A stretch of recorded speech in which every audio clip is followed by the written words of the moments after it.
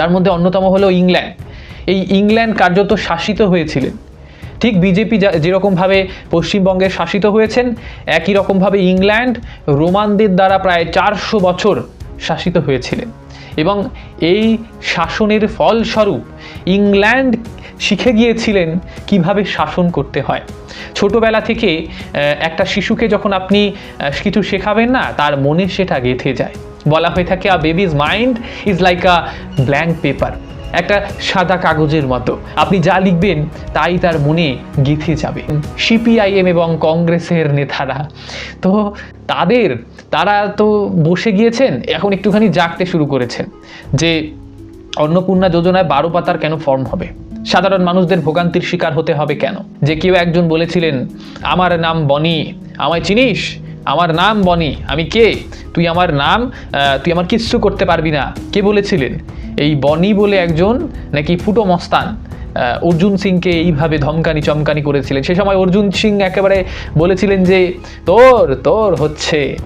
আজ কিন্তু সেই হচ্ছেটা হয়ে গেল শেষ পর্যন্ত। তো এখন Z+ সিকিউরিটি নেই, বড় বড় কথা সব কিন্তু এখন ধুলোয় মিশে একাকার হয়ে যাচ্ছে। 25 দিন লেগে গেল আপনার বোধোদয় হতে। নমস্কার, আমি মানিক মণ্ডল, আপনারা দেখছেন ভারতীয় বাঙালি ইউটিউব চ্যানেল। বিধানসভা ভোট চলে গিয়েছে, প্রায় 25 দিন হতে চললো, মানে রেজাল্টের পরের 25 দিন কেটে গিয়েছে। আর শনিবার দেখা যাচ্ছে যে রাজনৈতিক কর্মসূচি শুরু করছেন অভিষেক বন্দ্যোপাধ্যায়। এবার এটা নিয়ে অনেকেই প্রশ্ন করতে শুরু করেছেন যে 25টা দিন ইনি কী করছিলেন, ইনি কেন কালীঘাট থেকে বেরোতে পারলেন না এই 25 দিনের একদিনও। এইটা এখন সব থেকে বড় প্রশ্ন হয়ে দাঁড়াচ্ছে যে অভিষেক বন্দ্যোপাধ্যায় নাকি আক্রান্তদের সঙ্গে দেখা করবেন। এই যে ভোট পরবর্তী হিংসা, তার শিকার নাকি তৃণমূল কর্মীরা হয়েছেন এবং তাদের সঙ্গে দেখা করবেন যথারীতি এই অভিষেক বন্দ্যোপাধ্যায়। অথচ বারংবার অভিযোগ একটা উঠেছে যে বিজেপি কর্মীদের উল্টো মারা হয়েছে। বিজেপি জিতেছে কিন্তু বিজেপি মার খেয়েছেন, কারণ বিজেপি সহানুভূতি দেখিয়েছেন। বিজেপির কাছে জেতাটা বড় কথা ছিল না, বিজেপির কাছে বড় কথা হলো রাম রাজ্য প্রতিষ্ঠা করা। সুতরাং তারা ওই আইনকে হাতে না নেওয়াটাই প্রেফার করেছেন, অন্তত 90% ক্ষেত্রে। 10% হয়তো পাল্টা দেওয়া হয়েছে, মানে এক গালে চড় দেওয়ার ফলে আরেক গাল বাড়িয়ে দেওয়া হয়নি। কিন্তু এই যে 25 দিন বাদে উনি দেখা করতে যাবেন ওনাদের কর্মীদের ওইখানে, ওই ধরুন বেলেঘাটার কথা বলা হচ্ছে এখন, মানে যারা যারা মার খেয়েছেন তাদের কাছে গিয়ে একটুখানি সহানুভূতি দেখাবেন। এই যে এতদিনে তো আঘাত শুকিয়ে যাওয়ার কথা, আপনারা হয়তো সেটাও বুঝতে পারছেন যে মার খেয়েছে তার আঘাত এতদিনে শুকিয়ে গিয়েছে। সুতরাং আপনি বিপদের সময় ইনস্ট্যান্ট যখন বিপদটা ঘটছে, যখন মারটা খাচ্ছে, তারা তো মার খাওয়া থেকে বাঁচতে পারতেন যদি আপনি অ্যাক্টিভ থাকতেন। আপনাকে ফোন করে আর পাওয়া যায়নি সেই সময়, আপনি এখন সহানুভূতি দেখাতে বাইরে বেরোচ্ছেন। ভীষণই হাস্যকর এই ঘটনাগুলো। এটা দেখে অনেকেই বলবেন 25 দিন লেগে গেল আপনার বোধোদয় হতে, বান্টি তেরা সাবুন স্লো হ্যায় ক্যা, সে একটা দেখেছেন নিশ্চয়ই। একই রকম পরিস্থিতি এই অভিষেক বন্দ্যোপাধ্যায়ের। অপরদিকে কাকলি, শান্তনু, যত রকমের নেতা রয়েছে যারা ইয়াং নেতা, সো কল্ড ইয়াং নেতা, কারণ শান্তনু বাবু, কাকলি দেবী এনারা তো বয়স্ক, কিন্তু এনারা দায়িত্ব পেতেন কিন্তু ছোট ছোট, মানে যারা ইয়াং ছেলে মেয়ে তাদের দায়িত্বগুলোই এনাদেরকে দেওয়া হতো। তো এনারা নাকি এখন বেসুরো হয়েছেন শোনা যাচ্ছে। কেউ কেউ কেন্দ্রীয় মুখপাত্রের পদ ছাড়ছেন, কেউ জেলা সভাপতির পদ ছাড়ছেন, কেউ সমিতির প্রধান হয়েছিলেন সেই পদগুলো ছেড়ে দিচ্ছেন। আর সব থেকে এখন বড় কথা যে এনারা সবাই হলেন অভিষেক বন্দ্যোপাধ্যায়ের ঘনিষ্ঠ।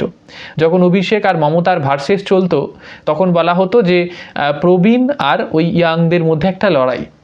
এবার ইয়াংগেস্ট হচ্ছে অভিষেক বন্দ্যোপাধ্যায়, আর তার ফলোয়ার্স হলেন এনারাই এখন অভিষেক বন্দ্যোপাধ্যায়কে দোষারোপ করছেন, আইপ্যাককে দোষারোপ করছেন। আর কোথায় গেল সেই ডায়মন্ড হারবার মডেল? অনেকেই বলছেন এই ডায়মন্ড হারবার মডেলকে পাথেয় করে নাকি অভিষেক বন্দ্যোপাধ্যায় বিভিন্ন রকমের প্রতিশ্রুতি দিয়েছিলেন। গোটা রাজ্যে নাকি তিনি চিকিৎসা থেকে শুরু করে কোনো নাকি মেয়ের নাকি তিনি আবার দায়িত্ব নিয়েছিলেন, কিছু কিছু দায়িত্ব নিয়ে ফেলেছিলেন ঝোঁকের বশে। আজ সেই অভিষেক বন্দ্যোপাধ্যায়কে আর খুঁজে পাওয়া যাচ্ছে না। সেই সামান্য দায়িত্ব তিনি পালন করতে কালীঘাট থেকে বেরোতে পারছেন না। কেন কালীঘাট থেকে উনি বেরোতে পারছেন না? এই যে ফলতায় গোহারা হারলেন, এর দায় কার? অভিষেক বন্দ্যোপাধ্যায়ের, নাকি সেই চোর পুষ্পা, মানে ওই পুষ্পাও তো দিনের শেষে চোর, আপনাদের বলেছিলাম আগের ভিডিওতে, সে তো চুরিই করছে সিনেমাতেও, বাস্তবেও এই জাহাঙ্গীর তো চোরই সবাই বলে থাকে। তো এখন Z+ সিকিউরিটি নেই, বড় বড় কথা সব কিন্তু এখন ধুলোয় মিশে একাকার হয়ে যাচ্ছে। ভোটের পরে কোন জল্লাদ কোন বাপের বেটা কাকে বাঁচায় সব এখন ধুয়ে মুছে সাফ হয়ে গেল। তার নিরাপত্তা এখন উঠে গিয়েছে, সে কারণে কি তিনি ভয় পেয়েছেন? নেই নিরাপত্তা, কালীঘাটের বাইরে তাই পা রাখেননি অভিষেক বন্দ্যোপাধ্যায়। পাটা বাইরে বের করলেই স্লোগানিং শুনতে হবে, কিছু ক্ষেত্রে হয়তো চড়থাপ্পড়ও কেউ কেউ মেরে দিতে পারেন। মানুষের মনির কোণে এতটা ক্ষোভ জমেছিল। এই ক্ষোভ কোনো ব্যক্তি বিশেষের নয়, এই ক্ষোভ একটা মাস জনতার। বলা হয়ে থাকে, ইংরেজিতে একটা কথা রয়েছে জানেন তো, মানে লাইন রয়েছে, এই যে এনাদের দলের অভ্যন্তরে এত কনফ্লিক্ট, দ্বন্দ্ব চলছে, কাকলি দেবী, কল্যাণ বন্দ্যোপাধ্যায় থেকে শুরু করে অরূপ চক্রবর্তী, মানে ছোট বড় মাঝারি, এবং ওই পকেটে বিড়ি গুজে রাখা, সেই বিড়ি বের করে আবারও জ্বালিয়ে খাওয়া নেতা, যাদের এখন ফরচুনার হয়েছে আর তারা এখন আর বিড়ি খান না, সিগারেট খান, এই সব তৃণমূল নেতাদের এখন গোষ্ঠী কোন্দল চলছে। কিন্তু এই যে বললাম, ইংরেজিতে একটা কথা রয়েছে যে all kind of war is a kind of deception, মানে যত রকমের যুদ্ধ সেটা প্রতারণা ছাড়া আর কিছু নয়। খুব যদি ভুল না হই, রাউটজো বলে একজন রয়েছেন, তার লেখা দ্য আর্ট অফ ওয়ার, খুব যদি ভুল না হই, বহুদিন আগে শুনেছিলাম। তো যাই হোক, আপনারা রিচেক করতে পারেন, ক্রস চেক করতে পারেন। তো এই যে যুদ্ধগুলো হয়ে থাকে, জানেন তো, সেই যুদ্ধগুলো মানুষের সঙ্গে প্রতারণা ছাড়ার কিছু নয়। বাস্তবিক অর্থে যুদ্ধের ফলাফল কারা পান, কোনো পুঁজিবাদী শ্রেণী কতটা উপকৃত হন, সবটা আপনারা দেখেছেন। ইতিহাসও কথা বলে। অতীতে আমরা দেখেছি ভারতবর্ষে দাঁড়িয়ে বহু মানুষ এমন ছিলেন যারা চাইছিলেন না যে ভারত স্বাধীন হোক। ঠিক একই রকমভাবে পশ্চিমবঙ্গেও কেউ চাইছিলেন না উন্নয়ন হোক, বাংলাকে পুনরায় তার পুরনো হিত গৌরব যেটা রয়েছে সেটা ফিরিয়ে দেওয়ার যে লক্ষ্য, সেই লক্ষ্যমাত্রা কেউ পূরণ করতে দিক, সেটা অনেকেই চাইছিলেন না। এই যে পুঁজিবাদী শ্রেণী যারা রয়েছেন, তারা বলছেন ব্রিটিশরা রাজত্ব করছেন, ভালো তো, আমরা তো ভালো রয়েছি, সাধারণ জনগণের কি হচ্ছে তারা চুলোয় যাক। এই যে কিছুদিন আগে কেউ বলেছিলেন, কেউ একজন, আমাকে চিনিস, আমার নাম জানিস, আমি বনি, সেই একই রকমের ঔদ্ধত্য তৃণমূল কংগ্রেসও দেখিয়েছে। তৃণমূল কংগ্রেসও চাইছিলেন না বাংলা সোনার হোক, আজ তাদের বোধোদয় হচ্ছে, তাদের এখন দল পাল্টানোর হিড়িক লেগে যাচ্ছে। দল তারা ছাড়বেন, এটা সময়ের অপেক্ষা। মানুষের সাইকোলজি এই ধরনের নেতা নেত্রীরা ভীষণ ভালো বোঝেন। মানুষ কবে ভুলে যাবে, কবে অন্য কোনো ইস্যু নিয়ে মাতবেন, আর কবে তারা টুক করে বিজেপি দলে ঢুকে যাবে নাচতে করে, সবটার জন্য তারা অপেক্ষা করছেন। এই যে নয়না দেবী যিনি রয়েছেন, সেই নয়না বন্দ্যোপাধ্যায়, কুণাল ঘোষ, এনাদের বাড়িতে এখন সিআইডিরা পৌঁছে যাচ্ছেন, তদন্তের জন্য পৌঁছচ্ছেন ঠিকই, তবে সামান্য রকমের তদন্ত, অর্থাৎ 4 জন আরও টিএমসি এমএলএ রয়েছে, তাদের বাড়িতে যাওয়া হয়েছে, সিআইডি গিয়েছেন। কারণ একটাই, যে পরিষদীয় দলের তরফ থেকে একটা চিঠি দেওয়া হয়েছে, সেই চিঠিতে লেখা যাচ্ছে যে যেখানে স্পেস দেওয়া সেখানে না সিগনেচার করে তার নিচে দেওয়া হচ্ছে, মানে তারা গিয়েছেন রিচেক করতে, রিচেক করতে গিয়েছেন যে সেটা কি তাদেরই সিগনেচার নাকি ভুয়ো সিগনেচার। আর এতেই নয়না দেবী এবং কুণাল বাবুদের ভয়ে একাকার, তাদের একেবারে একসার অবস্থা, কারণ তারা আর বাড়িতে নেই। যখন এই সিআইডির দল গিয়েছেন, দুবার ঘুরে আসতে হয়েছে নয়না দেবীর বাড়ি থেকে। তারা হয়তো ভেবেছিলেন বোধহয় বাড়ি সাড়ি চেক টেক হতে পারে, অথচ সিআইডি দরজা থেকেই চলে গেলেন। তার মানে শুভেন্দু অধিকারী কিছুটা আভাস দিয়ে রাখলেন যে দলে থাকছেন, এই দলটা কবে ছাড়বেন, যদি না ছাড়েন তবে দাঁড়িয়ে আগামীতে সিআইডি কিন্তু রেড মারবে। আপনার বাড়িতে যত রকমের অবৈধ রকমের কাজকর্ম অতীতে হয়েছে, যে কুকর্মগুলো করে আপনি অর্থ সঞ্চয় করেছেন, সবটা কিন্তু এখন ফেরত দেওয়ার সময় এসেছে, জানেন তো। বিবাহ বিচ্ছেদের পর্যন্ত ঘটনা ঘটে যাচ্ছে। এই যে দল বদল করা, ইস্তফা দেওয়া, এগুলো তো চলছে, কিন্তু তৃণমূল কংগ্রেস ক্ষমতা থেকে চলে যাচ্ছে বলে তৃণমূল নেতার স্ত্রী তাকে ডিভোর্স দিয়ে দিচ্ছেন। এটা হাস্যকর নাকি এটা দেখে অনেকে কাঁদবেন? কি বলবেন? ফেমিনিস্টিক অ্যাপ্রোচ আনবেন যে মহিলা যখনই ক্ষমতাচ্যুত হচ্ছেন মহিলা তার রং দেখিয়ে দিচ্ছেন? কি বলবেন সেটা আপনার ব্যক্তিগত বিষয়, কিন্তু এটা বাস্তবে হয়েছে। এই যে যার সঙ্গে ডিভোর্স হয়েছে তিনি আর কেউ নন, অরূপ বিশ্বাসের ভাতৃবধূ জুই বলে একজন রয়েছেন। সেই জুই দেবী কার্যত অরূপের ভাই, ভাতৃবধূ তিনি কিন্তু অরূপের ভাইকে ডিভোর্স দিয়ে দিচ্ছেন। এই হচ্ছে পশ্চিমবঙ্গের আজকের দিনে দাঁড়িয়ে করুণ পরিণতি। আর সবথেকে বড় কথা, আপনাদের কিছুক্ষণ আগে পর্যন্ত অরূপ চক্রবর্তীদের কথা বলছিলাম। অরূপবাবু কার্যত কিছু কিছু ক্ষেত্রে আপনারা দেখেছেন বিশ্বস্ততা, মোরালিটি, তারপরে আদর্শতা, ইন্ডিভিজুয়াল তাদের যে দলের প্রতি কন্ট্রিবিউশন, সেইগুলো মনে করিয়েছিলেন এই অরূপ চক্রবর্তীরা অতীতে। আজ উনি বলছেন দল যে ভরসা রেখেছিল তার জন্য কৃতজ্ঞ। প্রথমে পুরসভা থেকে পদত্যাগ করলেন, তারপরে উনি মুখপাত্রের পদও ছেড়ে দিলেন। তার মানে এই যে কৃতজ্ঞতা জ্ঞাপন করছেন, এনারা তো বিশ্বাসঘাতক, এনারা তো কার্যত ইমোরাল বলা ভালো। এনাদের মধ্যে কোনো আদর্শ আছে বলে মনে হয় না। আপনি দলের ভালো সময় থাকলেন, সমস্ত রকমের সুযোগ সুবিধা ভোগ করলেন, দলের মুখপাত্র হয়ে বিভিন্ন টিভি চ্যানেলে গলা ফাটালেন, তার জন্য আপনি টাকাও পেলেন, একেবারে আর্ন খুব ভালোই হয়েছে, পয়সাপাতি ভালোই বাড়িতে রাখা হয়েছে। সে কারণেই হয়তো একেবারে ভয়ে দল ছেড়ে বিজেপিতে যোগ দেওয়ার চেষ্টা, যাতে করে সিআইডি বা সিবিআই কোনো তদন্ত না করেন। এইটাই তো আপনাদের উদ্দেশ্য। তো এই ধরনের বিশ্বাসঘাতকদের যখন বিজেপি দলে নেবেন, তখন বিজেপি দলটা ক্রমশ, ওই যে আগের ভিডিওতে যা বলেছি একই কথাই প্রতিটা প্রতিবেদনে বলবো, যে পচা আলুকে নেবেন, পুরো আলুর বস্তা পচে যাবে। এইটাই কিন্তু হবে যদি এনাদের দলে নেওয়া হয়।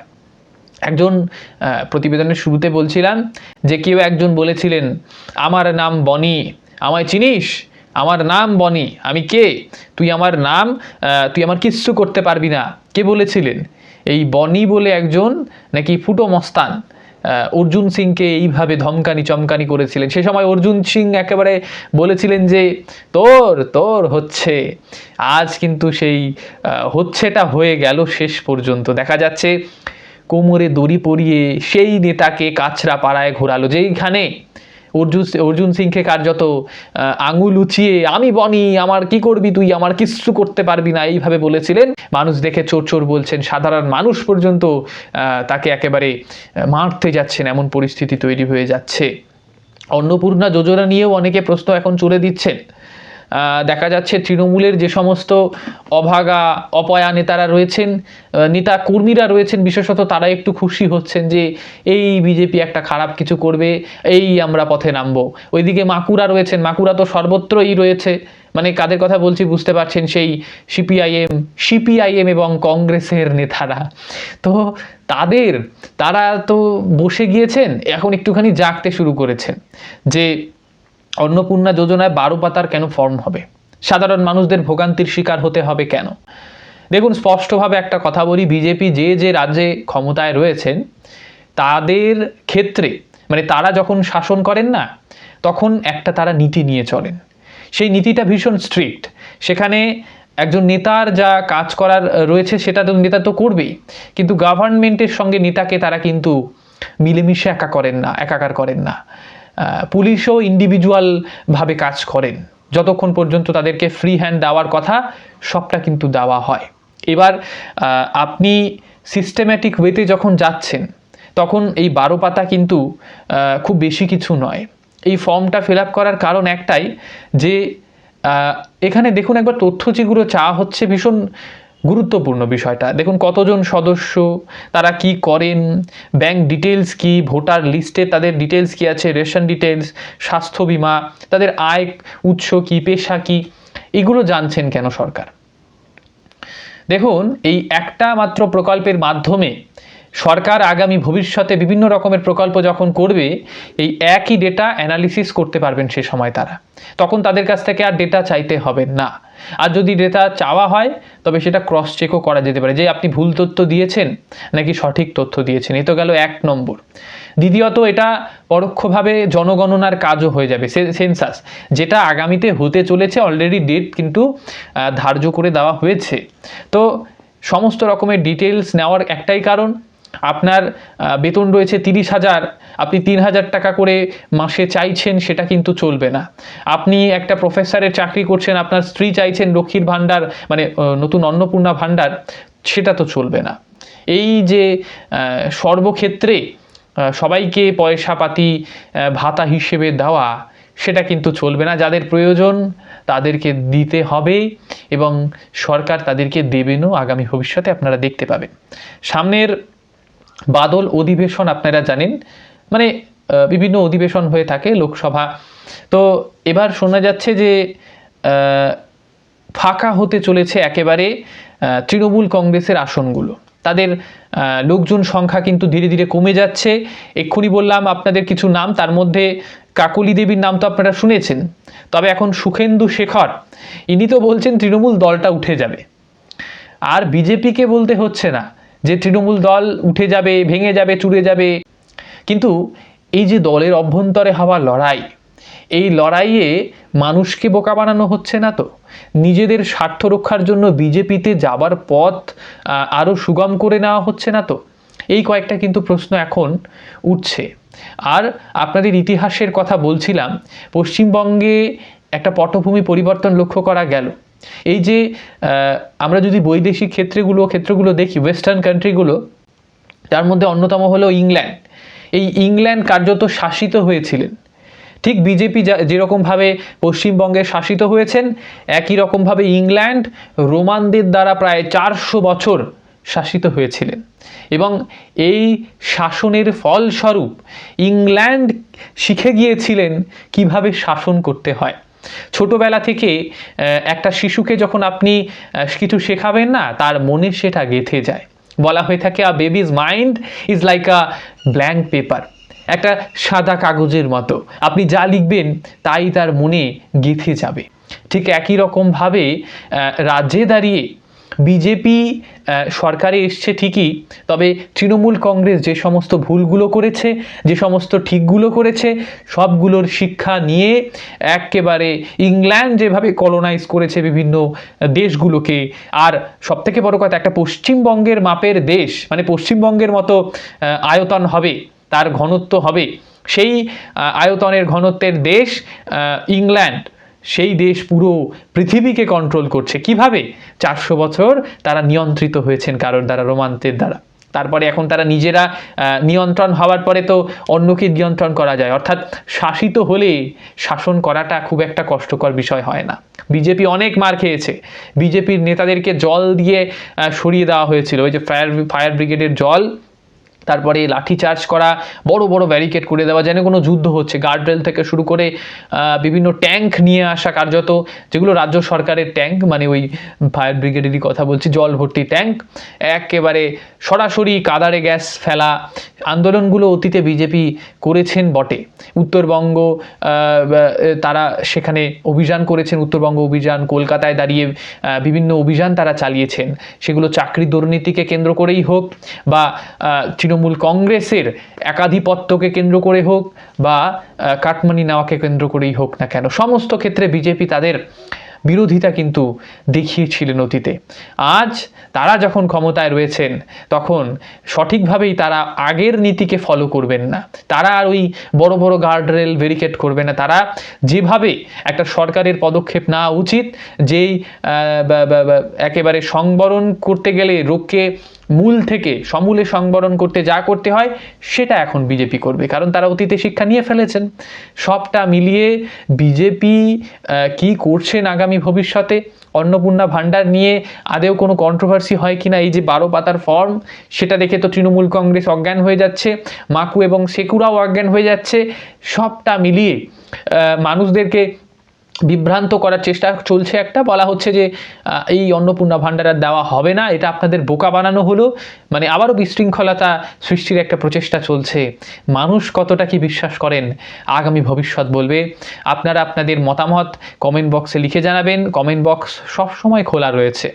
চ্যানেলে নতুন হলে চ্যানেলটিকে সাবস্ক্রাইব করে বেল আইকনটি প্রেস করবেন। আপাতত অসংখ্য ধন্যবাদ।